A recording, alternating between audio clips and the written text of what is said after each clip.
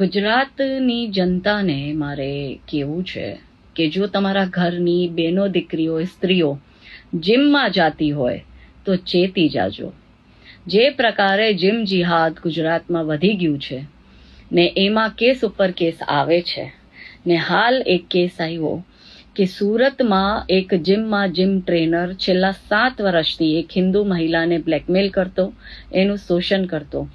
મહિલાએ છેલ્લે આ વાત એના પતિને કરી અને એમનો પતિ જ્યારે મોહમ્મદ શબ્બીર ને મળવા ગયો અને એમને કીધું કે તું મારી ઘરવાળીને હેરાન કરવાનું બંધ કર દે, ત્યારે શબ્બીરે એમને એમના પત્નીના આપત્તિજનક વિડીયો ને ફોટો દેખાડીને ધમકી આપી કે મને 5 લાખ રૂપિયા આપ, નહીં તો તારી પત્નીના ફોટો ને વિડીયો મારી પાસે છે.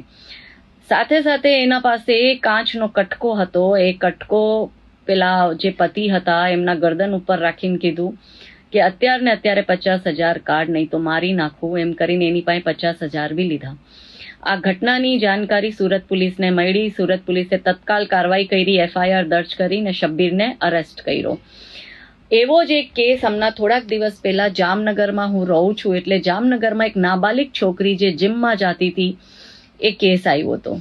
અમે જ્યારે છોકરીના પેરેન્ટ્સને કોન્ટેક્ટ કર્યો ને એના પિતાને કોન્ટેક્ટ કર્યો, આ બધું પકડાયું કીધું, ત્યારે એના પિતાએ છોકરીનું જીમ જવાનું બંધ કરાવી દીધું ને એમ કીધું કે મારે આગે કંઈ કાર્યવાહી નથી કરવી. અમે એમના પિતાની ખૂબ કાઉન્સલિંગ કરીને એમના પિતાને કીધું કે તમે FIR નહીં કરો તો આ મુસલમાન જિહાદી આજ નહીં તો કાલે તમારી છોકરીને ઉપાડીને લઈ જશે અથવા એને બ્લેકમેલ કરશે, કેમ કે આ જ એ લોકોની મોડેસ્ટ ઓપરેન્ડી છે. એના પિતા જે હિન્દુ સમાજથી બિલોંગ કરે છે એની નાતીના પ્રમુખ હતા, એટલે સમાજની શરમની મારે એને FIR ન કરીને અમારા હાથ બંધાઈ ગયા. લગભગ બધા જીમોમાં આવું થાય છે. મેક્સિમમ જીમ્સમાં જીમ ટ્રેનર મુસલમાન છે. સુરત પોલીસની બહુ સારી એક કામગીરી મારે આપ સમક્ષ રાખવી છે કે સુરત પોલીસે એક ઇનિશિયેટિવ લીધું થોડાક સમય પહેલા ને દરેક જીમના ટ્રેનરોને બોલાવીને પર્સનલી વાત કરીને કીધું હતું કે તમે હિન્દુ બહેનો દીકરીઓ સાથે આવા પ્રકારના કૃત્ય કરવાના બંધ કરી દો.